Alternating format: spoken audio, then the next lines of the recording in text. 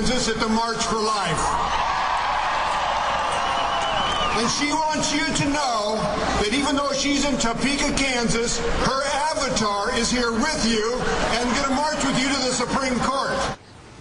One of the weirder moments today at the March for Life, Congressman Todd Tiahrt of Kansas shouting out the imagined presence of his wife's avatar.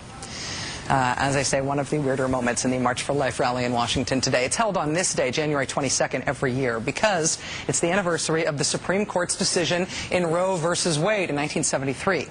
This year, people who didn't want to actually go to Washington could virtually go to Washington and be virtually inspired by the virtual presence of anti-abortion leaders who were virtually there, sort of, too.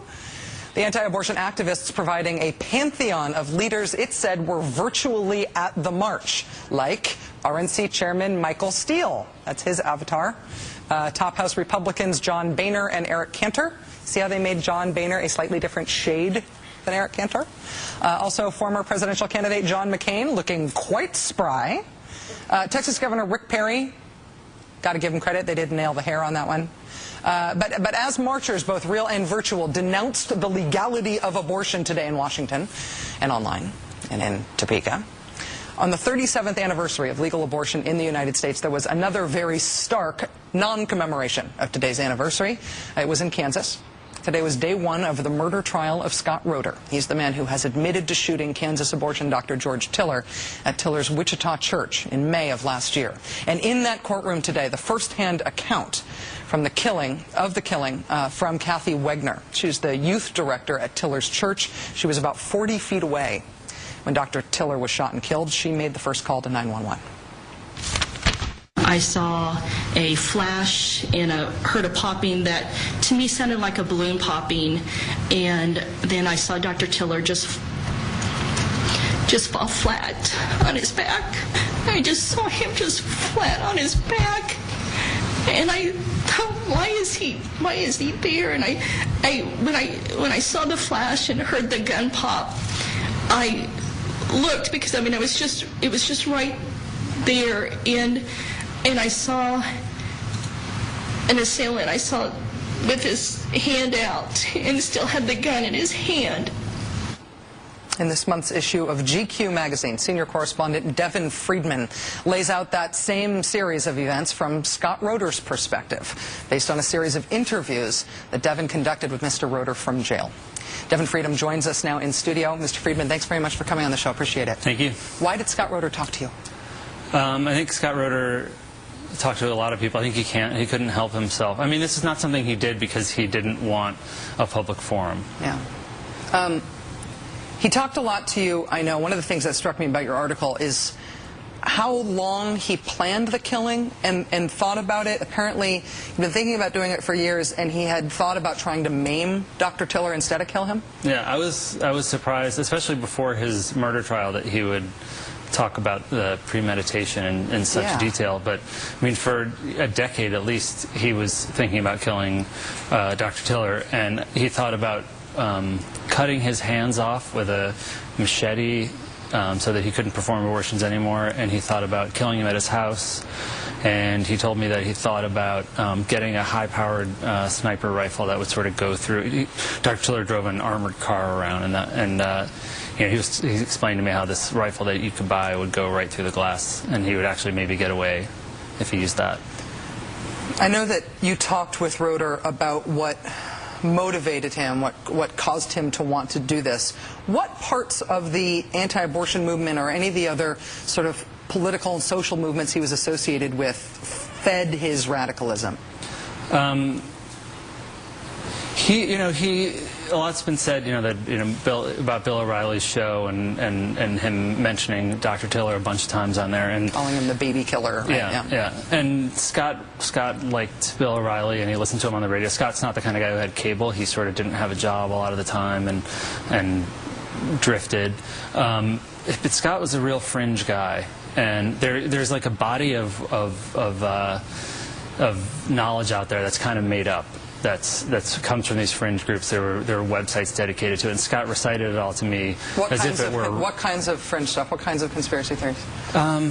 like that Dr. Tiller, a baby was born alive that was during an abortion procedure, and Dr. Tiller, twisted its neck to kill it, or he purposely pulled off limbs of fetuses, sort of torturing the fetuses, which was weird because I think if you're opposed to what he does, you're opposed to what he does, but I don't see the point of making stuff up. Right.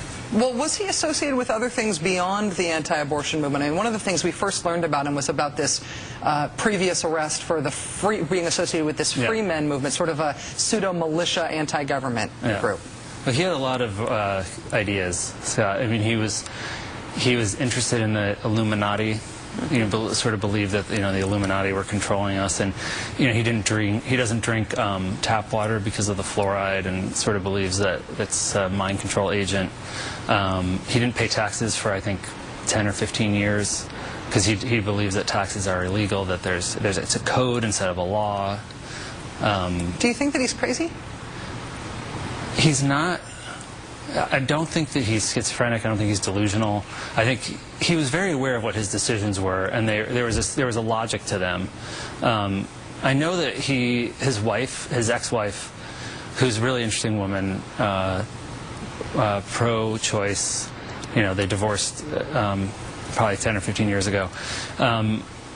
She believes that he's sort of manic-depressive, and that in the days leading up, she talked to some people, and he was kind of in a mania state. But I don't think he's crazy. One of the things that I think has been troubling to those of us who followed this case so closely and worry about the connection of this individual incident to a larger movement that, in my mind, encourages this sort of extremism. And I'll own that as my opinion in this. I've been pretty open about it on the air. One of the things that seemed worrying is the judge's ruling in this case early on that Mr. Roeder could present almost a justified homicide defense, that it was voluntary manslaughter, that it was, given who George Tiller was, it was appropriate in some ways for him to be killed. How important do you think that ruling was, given what you know about Roeder and his aims? I don't know the technical, sort of the legal part of that, but I've been in touch with both sides, the lawyers on both sides since the stories come out, and my understanding is that basically what the judge decided is not to preemptively say you can't have that. Not to say I'm not going to say before the trial starts that I won't give the instruction that it can be a second-degree murder rather than a first-degree murder, but I think that there are so many legal hurdles before that can happen that it seems like it's going to be impossible. I think that I would not want to be defending him in this trial. It's a pretty uphill battle. Well, even just what he put on the record with you for this story for GQ is pretty hard to imagine how you don't get convicted of something pretty serious after that. Devin Friedman, senior correspondent with GQ magazine, done extensive interviews with Scott Roeder, who is, as of today, on trial for the murder of Dr. George Tiller. Thanks, Devin. Appreciate it. Thanks for your reporting.